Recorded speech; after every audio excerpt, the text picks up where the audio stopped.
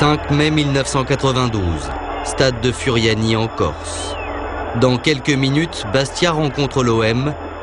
Dans les tribunes, un spectateur filme.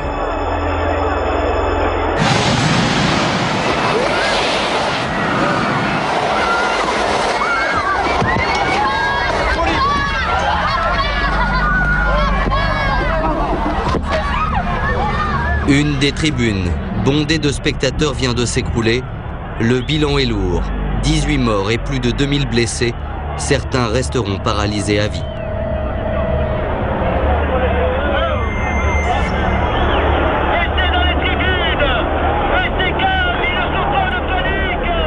Pendant toute la soirée, pompiers, SAMU, CRS et policiers sont mobilisés pour ce qui deviendra l'une des plus grandes opérations de sauvetage depuis la Deuxième Guerre mondiale. Enquête criminelle vous raconte comment et pourquoi cette catastrophe aurait pu être évitée. Furiani, c'est 10 jours de folie.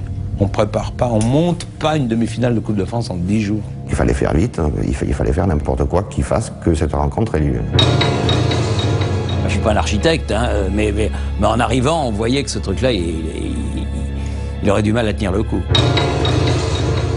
Malheureusement, c'est l'appât du gain qui a conduit à cette catastrophe. C'est des gens qui ont pensé qu'au pognon. Ils n'ont pas pensé à l'être humain, à ces enfants morts. On a tué des hommes. C'est l'acte le plus grave qui soit.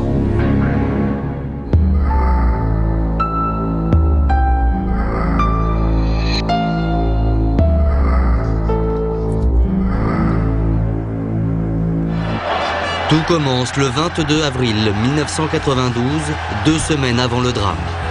Ce soir-là, Bastia vient de battre Nancy au tir au but. Le gardien bastiais Bruno Valanconi exulte. L'événement est historique. À la surprise générale, un club corse se qualifie pour les demi-finales de la Coupe de France. Jean-François Philippi, le président du club, est ce soir-là un homme comblé. Ce soir, c'est un grand jour pour le club parce que c'était un match très dur, vous l'avez vu. Nous sommes très heureux parce que des matchs comme ça, on va en revoir beaucoup sur Furiani. La Corse est en liesse. Toute la nuit, c'est la fête dans les rues. Mais le plus dur reste à venir, car Bastia, petite équipe de 2e division, doit maintenant affronter l'une des 3 grandes équipes de football français. Cannes, club de première division, Monaco, finaliste de la Coupe d'Europe, ou l'Olympique de Marseille, champion de France en titre, c'est le tirage au sort qui en décidera. Le lendemain soir, la télévision retransmet le tirage au sort de la Coupe de France. Jean-François Philippi, le président du SC Bastia, est fébrile. Le sort de son club est en jeu. La première, c'est le club corse de Bastia. Bastia, ils sont contents, ils vont recevoir. Et qui vont-ils recevoir? Ils vont recevoir Marseille. Voilà. Bastia-Marseille, ça va faire exploser Furiani. Thierry Roland parle d'explosion, car Bastia-OM, c'est en quelque sorte David contre Goliath. C'est vrai que il y a eu un petit murmure, hein, comme toujours quand il y a un gros choc qui sort lors d'un tirage au sort. C'était carrément Goliath, l'Olympique de Marseille écrasait tout sur son passage. C'était la référence européenne, ils avaient battu Milan, ils avaient battu les plus grands d'Europe. Ils se baladaient dans le championnat français. François Santoni a été assassiné en juillet 2001. Dirigeant nationaliste, il était présent le soir du drame au stade de Furiani. Le club de Bastia, c'est un petit peu l'équipe nationale en Corse. Et c'est la Corse contre... C'est pas la Corse contre l'OM, hein, c'est la Corse contre la France. Mais voilà, au-delà de l'affiche sportive, le hasard a voulu que le match se déroule dans le vieux stade de Bastia. Et c'est bien là le problème.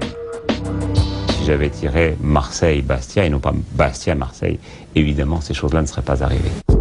Car en Corse, et tout le monde le sait, il n'existe aucun stade capable d'accueillir un tel événement. Voilà à quoi ressemble le stade de Furiani, où doit se dérouler la rencontre. Un stade de campagne plus qu'un stade professionnel. À peine 6000 places, des tribunes rouillées, de nombreuses normes de sécurité n'y sont pas respectées. C'est pourquoi, dès le lendemain du tirage au sort, les autorités sont inquiètes pour le déroulement du match. Comment vont-ils faire pour mettre autant de gens qu'ils le pensent dans ce stade en l'état actuel. Floriani, à l'époque, était fait de briques et de broc. Vous aviez des tribunes en plastique, des tribunes en bois, des tribunes en fer, des tribunes en béton. C'est vrai que Floriani, avec les barbelés, le machin, c'est tout juste qu'il n'y avait pas les miradors aux quatre coins, je veux dire. Bon, donc on pouvait craindre que le stade soit trop petit, quoi, c'est tout. Le président de Bastia le sait, son stade est vétuste et trop petit. Alors il a une idée, agrandir le stade et tripler sa capacité d'accueil.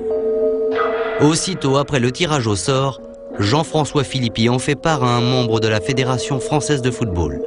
Et voilà ce qu'il lui dit. J'ai téléphoné à Bastia, tout est enclenché, les travaux sont commandés, nous rasons tout. Je lui ai dit, mais vous croyez que vous aurez vraiment le temps de faire tout ça? Oui, vous verrez, vous verrez. L'idée de Jean-François Philippi, raser cette tribune appelée Claude Papy, la plus vétuste, et à la place, sur toute la longueur du stade, construire cette tribune provisoire, gigantesque, longueur 100 mètres, capacité 10 000 places. Le match Bastia-OM est fixé au 5 mai. Le temps est compté, il ne reste qu'une dizaine de jours. Pour les autorités, le projet paraît insensé. Ce qui nous inquiète, c'est les délais, c'est les 10 jours. Moi, vous me dites, on va construire un stade de 10 000 places en 4 mois, en 5 mois, en 6 mois. Peut-être, je ne suis pas technicien, je ne suis pas ingénieur, je ne sais pas si c'est possible ou pas.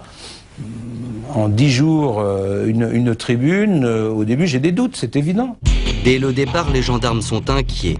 Ils avertissent en haut lieu. J'appelle surtout le préfet pour savoir s'il y a un moyen de reporter ce match. Alerté, Henri Huron, le préfet de Haute-Corse, appelle la Fédération française de football, mais pour des problèmes de calendrier, elle ne peut rien faire.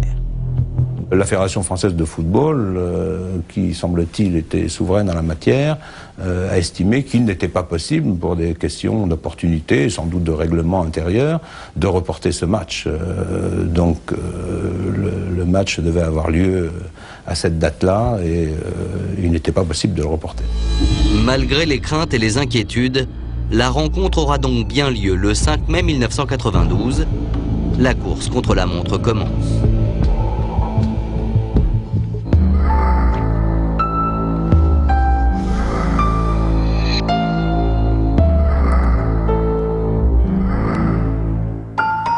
« 10 jours pour construire une tribune de 10 000 places. 10 jours, les délais sont trop courts. Alors pour gagner du temps, les dirigeants du SC Bastia ne vont respecter aucune des règles légales. D'abord, avant de construire la nouvelle tribune, il faut démolir l'ancienne, la tribune Claude Papy. Fait troublant qui aurait dû alerter les autorités, les travaux commencent dès le lendemain du tirage au sort, en pleine nuit, à l'abri des regards et en toute illégalité.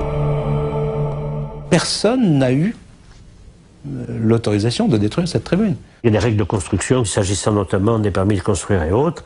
Bon, on a dû s'asseoir un peu dessus. Hein. Cette tribune a été détruite en pleine nuit. Catimini, je dirais, en pleine nuit, sans aucune autorisation, sans permis de démolir. Il faut aussi un permis de démolir. En effet, en pareil cas, la loi fixe des règles. Pour démolir une tribune, le maire de la commune doit être consulté. À Furiani, il n'en est rien. Pire encore, les autorités de l'île, que ce soit les gendarmes, les pompiers et même le préfet, ne sont pas mis au courant. Pourtant, ils auraient dû être les premiers avertis. La préfecture l'apprend le lendemain, lorsque un employé de la préfecture, passant devant le stade pour se rendre à son travail, s'aperçoit que la vieille tribune en pierre a été démolie. C'est exactement ça. J'ai eu le même renseignement, moi, par mes gendarmes, qui, le matin, découvrent que la vieille tribune en pierre a été démolie. Nous n'étions pas prévenus, en tout cas, de la démolition et de la mise en place d'une nouvelle tribune. Nous l'avons appris par les journaux. Deuxième fait troublant, l'appel d'offres. Car pour construire en si peu de temps la nouvelle tribune provisoire de 10 000 places, les dirigeants du club bastiais doivent trouver une société capable de relever le défi. 2 entreprises spécialisées dans la construction de tribunes sont mises en concurrence. D'un côté, Spes Location, de l'autre, Sud Tribune. Mais très vite, Spes Location se retire. On m'avait demandé de faire un devis de 5000 places que l'on a fait. Bon. Et puis, j'avais appelé le lendemain pour voir si ça allait. Et là, on m'a demandé, on m'a dit non, il faut 10 000 places. Ça ne me paraissait pas réaliste, en tout cas pour notre société. N'importe quelle société qui vous construit des tribunes de ce genre vous dira qu'une tribune de 10 000 places, allez, je vais schématiser pour faire court, il faut au minimum 1 mois et 30 personnes pour la monter. Donc je lui ai dit, écoutez, nous, 5 000, on peut faire, mais à 10 000, on ne fait pas. Spes Location abandonne, reste Sud Tribune seul en lice, son ingénieur Jean-Marie Boismont et moi regardant sur les difficultés de construction. Car Furiani, c'est un marché énorme, près de 1 million de francs. Pour lui, qui était plutôt dans une passe difficile, si j'ai bien compris, au niveau de sa société, c'était certainement le moyen de relancer un petit peu sa société. Donc, il a accepté le challenge, sans doute persuadé qu'il y arriverait. Dès lors, la construction de la tribune peut commencer. Reste maintenant à vendre les billets.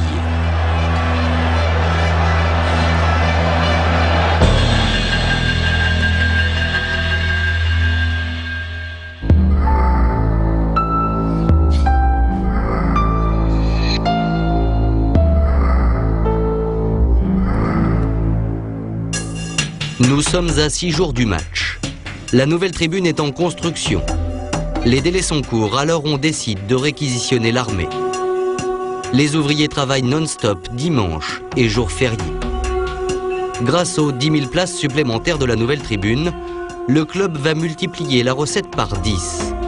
Pour les dirigeants, le match Bastia-OM est financièrement une aubaine. Il est certain que si on accueille 10 000 spectateurs, eh ben on multiplie par 10 000 le nombre d'entrées des billets. Et effectivement, c'était l'occasion pour le club de réaliser une excellente opération financière. Et c'est pour ça d'ailleurs qu'on a voulu augmenter la capacité des sièges pour accueillir le public, pour réaliser une bonne opération financière. C'est l'argent qui a guidé l'opération. C'est des gens qui ont pensé qu'au pognon. Ils n'ont pas pensé à l'être humain, à ces enfants morts. C'est dingue, quand j'y pense, je deviens fou, toutes ces souffrances pour rien, pour de l'argent. Parce que l'appât du gain a primé sur la sécurité des spectateurs, les dirigeants du club de Bastia vont donc agir dans la plus complète illégalité. Premier exemple, la vente des billets. Pendant que les ouvriers construisent la tribune, les spectateurs, eux, se pressent aux portes du stade pour acheter leur place. Pourtant, la vente des billets n'aurait pas dû commencer avant la fin des travaux. Avant un grand rassemblement de personnes, se réunit d'abord une commission, de manière à vérifier qu'un établissement recevant du public était à même de le faire dans les conditions normales de sécurité. La commission de sécurité est composée d'une dizaine de personnes. Pompiers, gendarmes, direction du club, ligue de football, elle est présidée par le préfet. Cette instance se réunit avant chaque match de football. Son rôle, vérifier la sécurité des installations et autoriser la vente des billets. Le jour de la vente des places, la commission de sécurité s'est bien réunie, mais elle refuse de donner son feu vert, car la tribune n'est pas encore terminée. La billetterie ne pouvait être distribuée que si, effectivement, la commission de sécurité s'est prononcée sur la régularité de cette construction. La grosse responsabilité, c'est de ne pas avoir attendu les accords des commissions de sécurité pour mettre les billets en vente. Si les billets n'avaient pas été mis en vente dans le public, la commission de sécurité n'ayant pas donné son accord, il n'y aurait pas eu de situation semblable. Si en 1992, Luc Pillard, membre de la Fédération française de football, ne s'oppose pas à la vente des billets, c'est qu'à l'époque, il a reçu ce document qui laisse penser que la commission a donné son accord pour la tenue du match. On peut y lire: la commission de sécurité estime remplir les conditions pour un bon déroulement de la rencontre et donne son assentiment pour la tenue du match. Mais voilà, ce procès-verbal est un faux. La commission de sécurité n'a jamais autorisé la tenue du match et donc la vente des billets ne pouvait avoir lieu. L'auteur de ce faux s'appelle Antoine Galeazzi, secrétaire général de la Ligue Corse. Il aurait rédigé ce document sur ordre de certains dirigeants du club de l'époque qui voulaient à tout prix que la rencontre ait lieu. Il y avait une forte influence du club de Bastia sur la Ligue régionale. C'est-à-dire que le club de Bastia pouvait imposer à la Ligue régionale ses desiderata. Quand on est président de club, on est quelqu'un d'important, on est même des fois plus important que le plus haut premier magistrat de la ville, et que le premier élu de la ville, c'est vrai. Le club, c'est le club. J'ose pas dire que c'est l'État dans l'État, mais quelque part. Deuxième exemple qui montre que le club de Bastia a voulu tirer profit de ce match, la recette. Comme le veut la règle, pour chaque rencontre de football, une feuille dite de recette indique les entrées d'argent enregistrées par le club. Ce jour-là, la recette du match est officiellement de 1 339 500 francs. En réalité, le match Bastia-OM a rapporté 3 fois plus. En fait, à Furiani, les billets ne comportent aucune mention de prix de vente. Facile alors pour Jean-François Philippi, le président du club, de fixer lui-même les tarifs, jusqu'à 500 francs la place. C'est une manifestation exceptionnelle, donc on va augmenter le prix des places. C'est l'occasion pour le club de remplir un petit peu les caisses. Donc effectivement, c'est vrai, il va y avoir une majoration du prix des billets. Est-ce que c'est légal? Non, ce n'est pas légal. Quelques jours après la catastrophe, lors d'une interview qui n'a jamais été diffusée, Jean-François Philippi confirme timidement qu'il a illégalement augmenté le prix des billets. Alors on a majoré les billets, c'est clair. Non, c'était la fête. C'était en prévision de la fête, simplement. 15 ans après les faits, la recette du match Bastia-OM est toujours officiellement de 1 339 500 francs. Le reste, plus de 2 millions de francs, n'a jamais été retrouvé, ni par la police, ni par la justice. Au niveau de la recette, qui est donc la multiplication des billets par le coût, je ne sais pas où est passée cette recette, la totalité de la recette. Alors qu'est devenu l'argent, où il est passé, tout ça, le parquet aurait pu effectivement quand même procéder à des investigations. C'est moins des choses. Des billets surfacturés, une tribune construite à la hâte dans la plus complète illégalité. Le moins que l'on puisse dire, c'est que la rencontre Bastia-OM s'engage mal.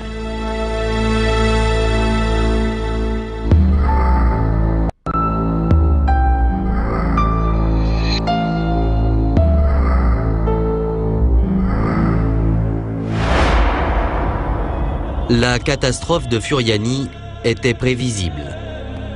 15 ans après les faits, nous allons vous raconter comment et pourquoi ce drame aurait pu être évité. Le 5 mai 1992, il est 16h. Pour les Corses, c'est le grand jour. Ce soir, Bastia rencontre Marseille en demi-finale de la Coupe de France. Le stade est comble. Plus de 16 000 personnes se sont déplacées, près d'un Corse sur 10. L'ambiance est surchauffée. C'est une ambiance très chaude, c'est évident. Moi j'avais peur plutôt du public, de ce qui allait se passer entre hordes de supporters, entre Bastiais et supporters marseillais. Il y a des holas sur la tribune, des piétinements sur la tribune. Ça bouge, quoi. Ça bouge et il y a du monde. Les dirigeants du club, eux, sont ravis. En 12 jours, ils ont réussi l'exploit de tripler la capacité du stade. Un pari fou, comme le dit le tract distribué à chaque spectateur. Le pari fou, le voici. 10 000 places, 100 mètres de long, 11 mètres de haut. Plus qu'une tribune. Un véritable monument.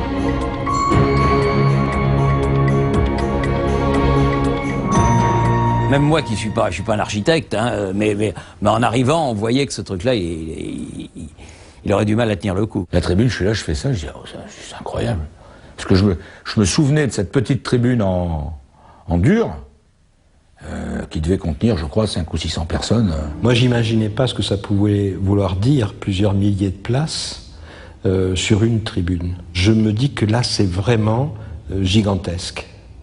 Et c'est vrai qu'intérieurement, j'ai un frisson. Michel Codaccioni est journaliste. Comme ses confrères, il va s'installer tout en haut de l'édifice. Ici, l'endroit réservé pour la presse. Nous, on avait la tribune avec des tables, comme ça, provisoires sur les tribunes, et dans le dos, on a le vide, évidemment. Et on était à la dernière rangée. Avi Assouli travaille pour Radio France Provence. Avant le début du match, il prend l'antenne pour décrire l'ambiance dans le stade, et soudain, il a une mauvaise intuition et en fait part à ses auditeurs. Et je dis, je suis tout là-haut sur les tribunes du stade de Furiani, en plein milieu des supporters. On est tout là-haut. Je distingue à peine les joueurs. Il faut vraiment avoir des jumelles. Je les distingue à peine. Ça bouge. Et ça commençait à bouger. Je bouge, on se croirait sur un bateau. Eh bien écoutez, chers amis, chers auditeurs, j'espère être là à la fin du match. Qui m'a dit de dire ça? Pourquoi ai-je dit ça? Petit à petit, la tribune donne des signes de faiblesse. Nous sommes à 2 heures de la rencontre et le stade est déjà archi-comble. Dans les gradins, l'inquiétude grandit. Moi non plus, j'étais pas très rassuré. C'était quand même quelque chose d'impressionnant et qui avait l'air véritablement fragile. Déjà, quand ils étaient 250, 300 ou 500, je sais plus, quand on est arrivé, elle bougeait. Alors bon, après, quand ils ont été 1000, 1200, 1500, 2000 là-dedans, et qui tapaient du pied, ça vibrait de partout. On sent qu'il y a danger, que quelque chose couvre, parce qu'on voit que ces spectateurs, effectivement, qui commencent à se mettre dans le spectacle, il faut qu'ils cessent la samba, quoi, parce que ça va pas, et on sent là les prémices, effectivement, du danger qui couvait sur le stade de Furiani.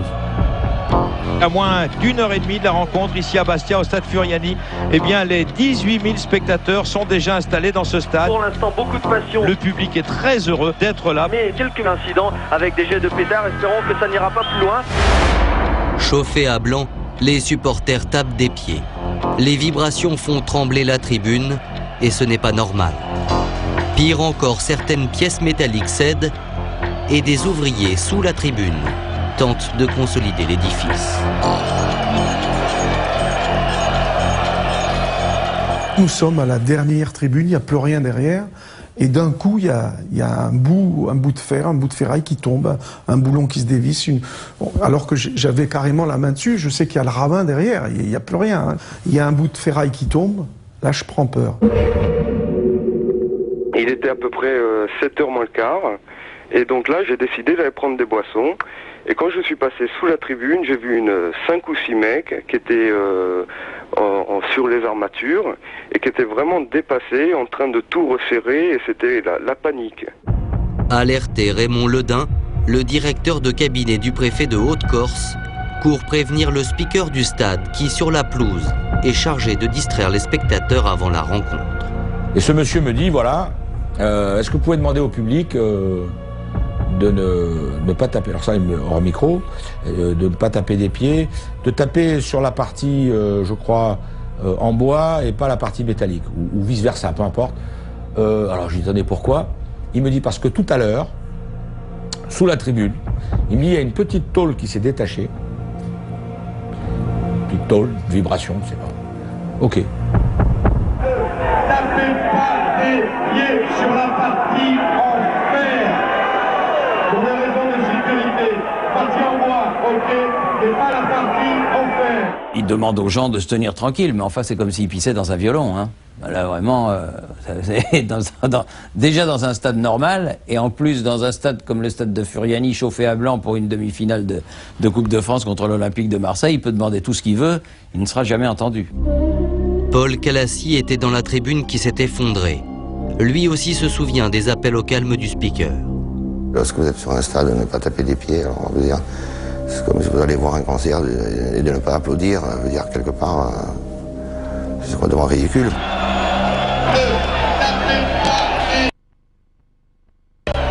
Ils réagissent comme toute personne à qui on dit de ne pas faire quelque chose. C'est-à-dire que quand on leur dit ne faites pas, eh ben ils font. Donc ils se mettent à ce moment-là à taper violemment. Et je vous cache pas qu'au niveau de l'ambiance, moi personnellement, au niveau ambiance, vu du terrain, ça me plaisait parce que ça faisait un bruit. Moi je trouvais ça bien. Ça mettait de l'ambiance. Mais j'étais loin de présager ce qui allait se passer après.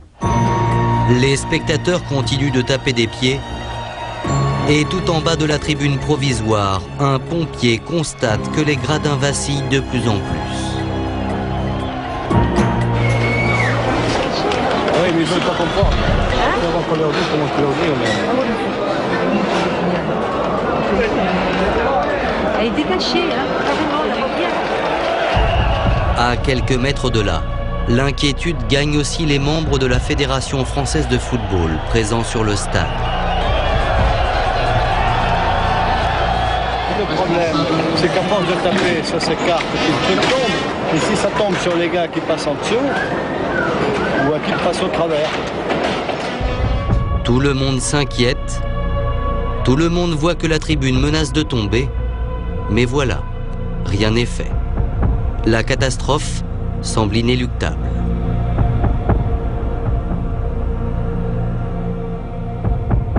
Tous ceux qui ont vu ça auraient dû alerter, auraient dû crier, et ils l'ont vu venir, mais c'était trop tard.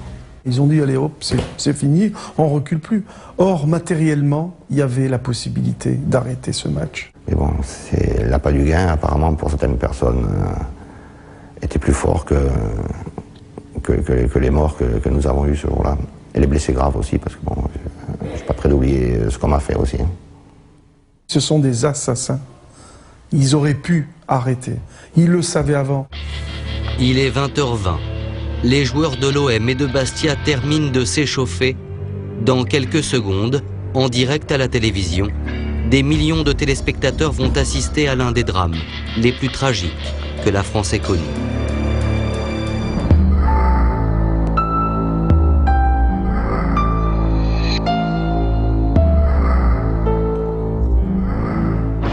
La rencontre Bastia-OM est retransmise à la télévision. Ce soir-là, le journal est plus court que d'ordinaire. Mesdames, Messieurs, bonsoir. À 20h20, Patrick Poivre d'Arvor s'apprête à donner l'antenne à ses envoyés spéciaux en Corse. Le match commenté par Thierry Roland et Jean-Michel Larquet, dans les bras desquels je vous laisse maintenant pour Bastia-Marseille. Bonne soirée à tous. À ce moment précis, ce que tout le monde redoutait arrive. Muni d'une caméra amateur, un spectateur filme la catastrophe. Situer ce qui s'est passé à Furiani. Le match doit commencer dans quelques secondes.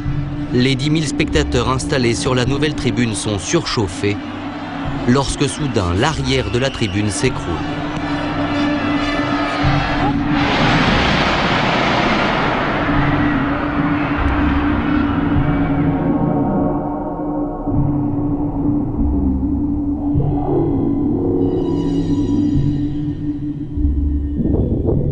J'ai vu, parce que je la regardais, c'est-à-dire que j'ai fait exactement ça, j'ai fait ça. J'ai vu le haut de la tribune partir. Je suis resté et avec un bruit, mais un bruit assourdissant, mais loin. Et je me demande, mais j'ai pas compris. Installé en haut des gradins, Avi Assouli, le journaliste de Radio France Provence, se souvient. Ça bouge. J'ai l'écouteur, je suis en direct et je m'en vais. Et je sais que je meurs. Je sais que je perds. Et vous n'allez pas me croire. En 3 secondes, combien de temps on peut mettre pour tomber d'une tribune de 20 mètres? En 3 secondes, j'ai vu ma vie entière. J'ai revu ma famille, mes parents, ma femme, mes enfants. Et je leur disais adieu dans ma tête parce que je savais que j'allais mourir. Je me suis attrapé à ces espèces de chaises en plastique. Et je suis parti dans le vide sur le côté droit. Et à ce moment-là, on entend du bruit, on enlève nos casques et on regarde derrière. Et là, on voit qu'il manque la moitié de la tribune, en tout cas le tiers supérieur de la tribune. Et on est totalement désemparé, on remet notre casque et PPDA nous donne l'antenne. Vous allez voir la tribune en ce moment de Bastia, ou le stade Furiani. Il y a, semble-t-il, eu un problème. Au moment même où je suis en train de dire au revoir, j'ai même dit au revoir, je crois, je vois quelque chose sur mon écran de contrôle qui est très très imprécis, mais qui est très bizarre, qui n'est pas du tout l'image habituelle de ce que l'on montre dans ce genre de circonstances. Toujours est-il qu'à un moment donné, je me rends compte qu'il y a un vrai drame. Puisque, semble-t-il, une partie de la tribune s'est effondrée. À l'instant, vous voyez, sur ces images qui nous arrivent en direct, que va peut-être nous commenter Thierry Roland s'il est au téléphone. Oui, vous nous entendez? Oui, on vous entend, Thierry. Qu'est-ce qui s'est passé? Eh bien, Patrick, c'est une partie de la tribune provisoire qui avait été dressé à l'occasion de cette demi-finale tout à fait exceptionnelle entre Bastia et l'Olympique de Marseille, qui s'est effondré juste derrière nous. J'espère qu'il n'y a pas de blessés graves. Thierry Roland parle de blessés, mais son confrère Jean-Michel Larquet, qui est allé sous la tribune, est lui beaucoup moins optimiste. Les conditions d'approche sont très difficiles et vous allez faire un tour. Malheureusement, je ne suis pas aussi optimiste que vous, car j'ose pas m'exprimer parce que... Et je dis, Thierry, je ne voudrais pas être oiseau de mauvais augure, mais je pense qu'il faut craindre autre chose que des blessés, et même que des blessés graves.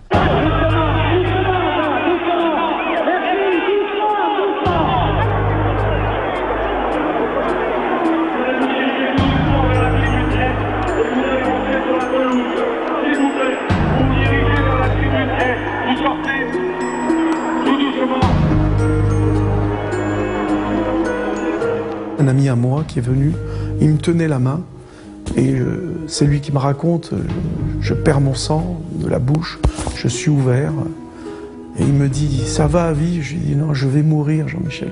Et il me dit « mais non, mais non ». Et ça, je m'en souviens encore. Je dis « je vais mourir Jean-Michel, je t'en supplie, dis à ma famille que je les aime beaucoup, que c'est pas de ma faute ».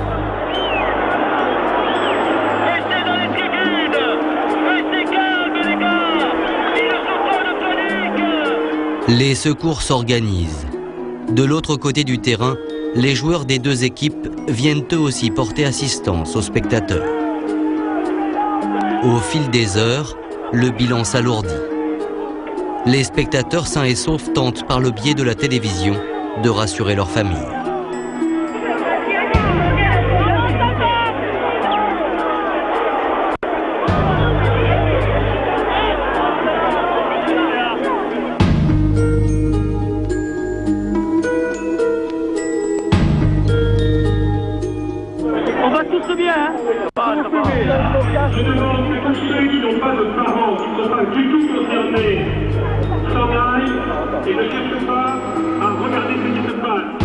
Le plan rouge est déclenché. Pendant toute la nuit, des hélicoptères font la navette entre la Corse et les hôpitaux du continent. La pelouse du stade est transformée en hôpital de campagne. Des centaines de bénévoles participent comme ils le peuvent au secours. Parmi eux, le journaliste Michel Codaccioni. Je fais comme tout le monde. Je transporte des corps. J'apprends à faire une intubation grâce au patron du SAMU qui me montre comment faire, parce que lorsque l'on transporte les corps sur les planches de la tribune, les personnes qui ont été intubées perdent leur tube. Donc il faut s'arrêter et leur remettre le tube. Et moi, je ne veux pas faire de conneries. Et il me montre, et je ne suis pas sûr de ne pas faire de conneries d'ailleurs. À 4 heures du matin, tous les blessés sont évacués. Le bilan de la catastrophe est de 18 morts et 2357 blessés. La Corse est en deuil et très vite réclame des comptes. Jean Fournet-Fayard, le président de la Fédération française de football, est l'un des premiers à s'exprimer. Dès le départ, il rejette toute responsabilité dans le drame. Ce que je peux dire tout simplement, c'est que nous avions pris le maximum de précautions en ce qui concerne la sécurité et que nous avons les certificats nécessaires avant d'accueillir sur un stade comme celui-là, eh bien avant d'accueillir des spectateurs supplémentaires par rapport à la capacité normale. En réalité, le patron du football français se trompe, car aucune garantie de sécurité n'a été prise pour ce match, bien au contraire. Ce que tous les spectateurs ignoraient, c'est que ce soir-là, il n'y a pas eu de fatalité et que la catastrophe de Furiani aurait pu être évitée.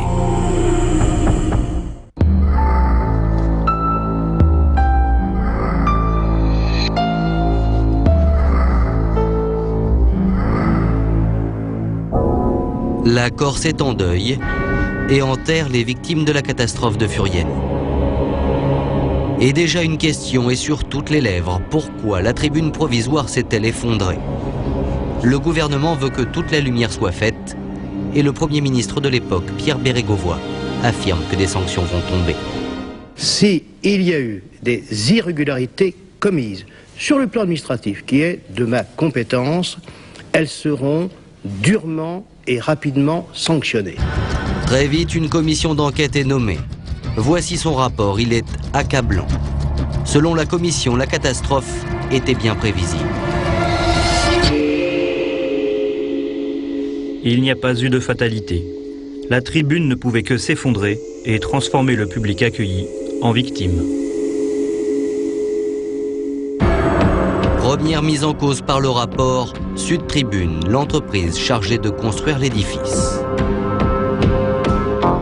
Car monter une tribune ou un échafaudage nécessite systématiquement un calcul précis et des plans détaillés. Pour Furiani, Jean-Marie Boismont, l'ingénieur de Sud Tribune, n'a rien fait de tout cela. On n'a retrouvé au cours de l'enquête aucun papier montrant qu'il avait fait une calcul de résistance des matériaux. On n'a retrouvé aucune note de montage, je dirais, sérieuse. Personne ne s'en est rendu compte, personne n'y a pensé avant. Hein. Et on ne lui a rien demandé, on n'a rien exigé, il a simplement dit les matériaux que j'utilise ont déjà servi, ont été homologués, ont déjà servi, voilà, à tel endroit, pour tel jeu olympique, pour tel jeu, pour tel stade, ça s'est fait, et tout le monde l'a cru sur parole, personne n'a vérifié, personne ne lui a demandé si effectivement il avait fait une étude technique. Il a monté ça comme on monte un mécano, selon ses propres termes, qu'il a répété au cours de l'enquête d'ailleurs.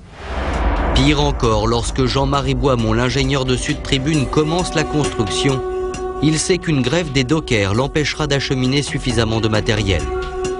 Alors, pour construire les 10 000 places, il ne lui reste qu'une solution, trouver sur l'île ce qui lui manque, et c'est pourquoi la tribune provisoire de Furiani sera construite en partie avec du matériel d'échafaudage, qui sert habituellement au ravalement d'immeubles.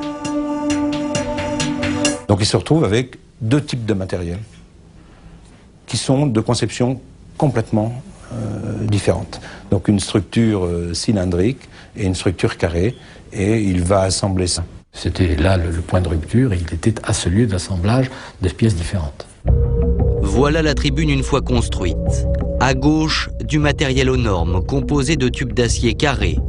À droite, un échafaudage inadapté, composé de tubes ronds. Et c'est à la jonction de ces deux structures que la tribune a cédé, comme le montre cette photo prise après le drame. Mais ce n'est pas tout. En auscultant la tribune, voici ce que découvrent les gendarmes. Des morceaux de bois ou des clous pour faire tenir des pièces entre elles. Des pieds simplement posés sur des parpaings ou à même le sol. Des vis sans écrou. De vulgaires ficelles pour arrimer l'édifice. Bref, la construction de la tribune de Furiani a été bâclée. Aucune mesure de sécurité n'a été prise, les règles les plus élémentaires de la construction n'ont même pas été respectées, et cet ouvrage était voué à l'échec à 100%. Alors ça, c'est effectivement un constat qui est tout à fait accablant vis-à-vis du constructeur. Deuxième mise en cause par le rapport, la commission de sécurité. Composée d'une dizaine de représentants de l'État, son avis est indispensable avant tout match de football. À Furiani, cette commission de sécurité s'est réunie à maintes reprises et à chaque fois, elle a constaté que les conditions de sécurité n'étaient pas réunies pour la tenue du match. Jusqu'au jour de la rencontre, où les membres de cette commission avouent, dans un procès-verbal, « Le niveau de sécurité reste très insuffisant. La commission propose d'émettre un avis défavorable. » On s'aperçoit qu'il y a un avis défavorable qui est donné et le match va être joué quand même. Le match était programmé, les spectateurs étaient là, les billets étaient vendus, la machine était lancée, je dirais, le feu était allumé, il n'avait plus qu'à s'embraser. En toute logique, le match aurait donc dû être annulé. Seul le préfet et son directeur de cabinet avaient autorité pour le faire. Il leur suffisait d'inscrire à la main avis défavorable sur le procès-verbal de la commission. Mais voilà, à Furiani, aucun avis ne sera donné, car 3 heures avant la rencontre, les deux patrons de la commission de sécurité sont introuvables. On cherche le préfet, on cherche le directeur de cabinet, ils ne risquent pas de les trouver. Parce qu'à ce moment-là, le préfet, le directeur de cabinet sont déjà à l'aéroport de Bastia-Poretta pour accueillir les ministres. N'oubliez pas que nous avions 2 ministres qui venaient ce jour-là. Et je le sais bien, parce que j'étais présent avec eux, donc sur le tarmac de l'aéroport. Donc le PV n'est pas signé. Parce que le préfet de Bastia accueille Bernard Tapie, ministre de la ville, et Émile Zuccarelli, ministre des Postes à l'aéroport de Bastia, il ne peut assister à la commission de sécurité et donc s'opposer à l'ouverture du stade. L'absence d'Henri Huron, le préfet de Bastia, et de son adjoint a été pour le moins regrettable. Enfin, l'enquête met en cause directement le tout-puissant club de Bastia. Si à Furiani, personne n'a joué son rôle avant le drame, ni Sud Tribune, ni le préfet, ni la commission de sécurité, ni même les instances du football, c'est qu'à Bastia, s'opposer au club pouvait s'avérer très dangereux. Car en Corse, le Sporting Club de Bastia n'est pas seulement un club de football, c'est aussi et surtout à l'époque un instrument politique au service des idées nationalistes. À cette époque-là, et depuis longtemps, le club a été le porte-drapeau du corsisme, le porte-drapeau de l'insularité, le drapeau blanc à tête de mort. On ne voyait que là. Pas contester que les dirigeants étaient en grand nombre des personnes proches des milieux nationalistes. Pas tous. Pas tous. Une partie non négligeable. Preuve en est, ces images. Elles ont été tournées lors des obsèques d'un membre du FLNC Canal Historique, un groupe armé qui prône l'indépendance de l'île. Ceux qui portent le cercueil s'appellent Jean-Martin Verdi et Charles Pierry, 2 figures connues du nationalisme corse. À l'époque, ces 2 hommes sont des proches de Jean-François Philippi, le président du club.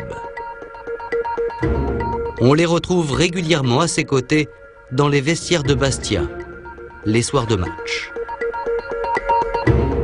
Pour Jean-François Philippi et ses amis nationalistes, la rencontre contre l'OM est donc une occasion unique de remplir les caisses du club. Rien ni personne ne doit venir contrarier cet événement, pas même pour des raisons de sécurité. C'est le président Philippi qui décide qu'on va faire la tribune, et voilà, c'est lui le patron, et c'est lui qui mène l'opération. Et le préfet, pour diverses raisons, ne veut pas se mettre en conflit avec le président Philippi. Il y a eu la pression qui était exercée par le club auprès de ses administratifs, mais qui sont aussi des Corses, qui vivent en Corse, qui sont à la préfecture ou dans les bureaux voisins, chez les pompiers, etc. Et à qui on demande le service, surtout, il faut régler ça, il faut faire le problème administratif, et puis c'est tout. Voilà. Jean-François Philippi et certains dirigeants de l'époque ont donc tout mis en œuvre pour que le match ait lieu, et personne n'a visiblement osé les contrarier, de peur de représailles. Et si certaines victimes cherchent à mettre en cause le club, la riposte ne tarde pas. Il y aura des menaces de mort, des paroles très dures prononcées, parce que la recherche de la vérité, par ces gens-là, par ces victimes, gêne. Si de telles méthodes ont été employées, c'est que le match Bastia-OM représente pour le club de l'époque un enjeu considérable. Jean-Pierre Lemoine, chargé par le Premier ministre de l'époque d'enquêter sur la catastrophe, est le premier à s'en rendre compte. Voilà ce qu'il révèle dans son rapport que nous nous sommes procurés. Le club a voulu faire une opération financière. La recette est en réalité d'au moins 3 millions de francs. La recette du match Bastia-OM a en grande partie disparu et personne ne sait où elle est passée. Pourtant, aujourd'hui, un ancien nationaliste a décidé de rompre la loi du silence. Est-ce que l'argent qui disparaît part dans les caisses du FLNC? L'argent qui disparaît doit aller dans les poches de certains dirigeants du FLNC. On peut légitimement penser dans ces cas-là que les gens qui récupéraient cet argent faisaient partie du noyau dur du club. Absolument. Pour retrouver cet argent, la justice se devait donc d'enquêter au sein des nationalistes membres du club de Bastia, mais voilà, elle ne l'a pas fait. On a fait une demande auprès du parquet pour qu'une information soit ouverte. Alors, elle a été ouverte avec beaucoup de retard, avec peu de temps, puis finalement rien donné. Pas revenir là-dessus non plus, et on ne sait pas où c'était. Mais défaillance, c'est sûr. Cet acte figure au rang des actes très courants qui illustrent l'absence totale d'état de droit en Corse.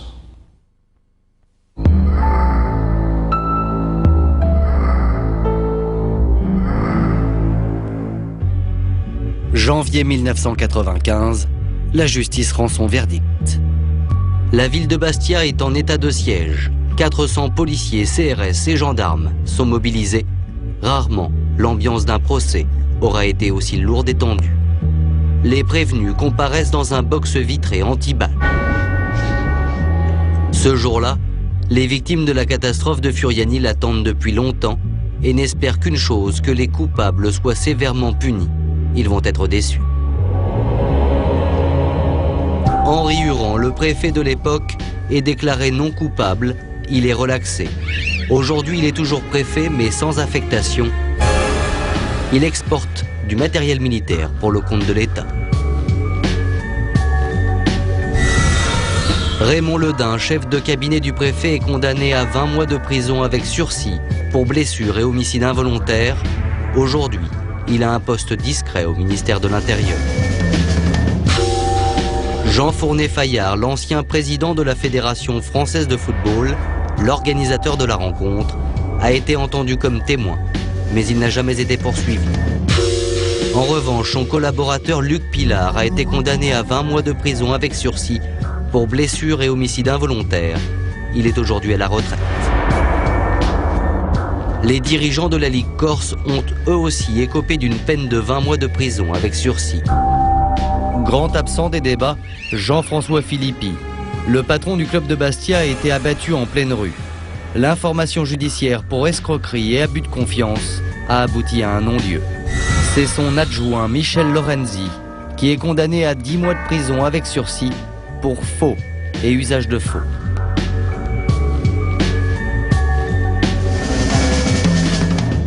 Enfin, Jean-Marie Boismont, l'ingénieur de Sud Tribune, est le seul à avoir reconnu ses fautes. Il est condamné à 2 ans de prison ferme pour blessure et homicide involontaire.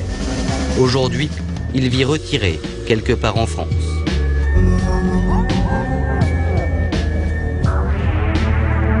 Finalement, et contre toute attente, la justice a été particulièrement clémente à l'égard des principaux responsables de la catastrophe.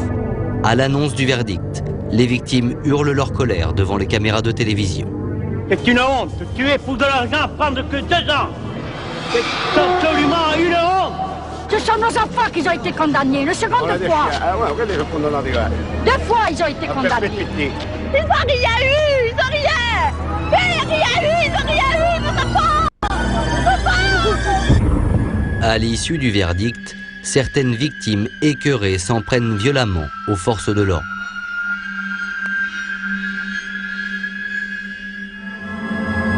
Le peuple corse restera marqué à jamais par le drame de Furiani et n'est pas prêt d'oublier qu'à cause d'un simple match de football, 18 personnes sont mortes et plusieurs centaines resteront paralysées à vie.